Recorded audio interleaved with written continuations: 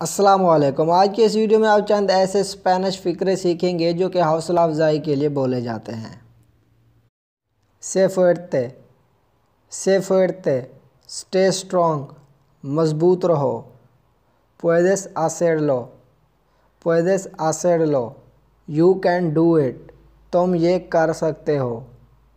no estás solo, no estás solo, you are not alone, तुम अकेले नहीं हो। nunca te rindas, nunca te rindas, never give up, कभी हिम्मत ना हारो।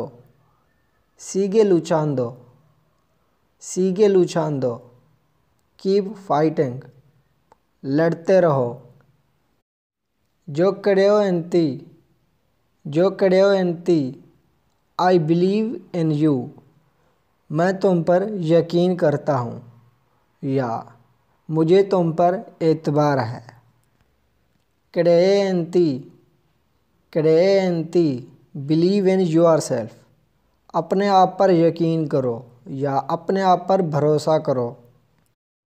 estoy muy orgulloso de ti, estoy muy orgulloso de ti, I am very proud of you, मुझे तुम पर बहुत फ़ख्र है।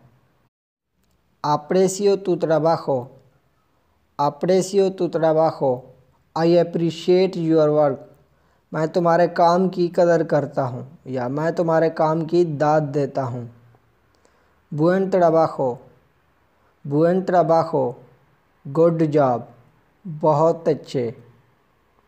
eres el número uno, eres el número uno, you are number one, तुम एक नंबर हो।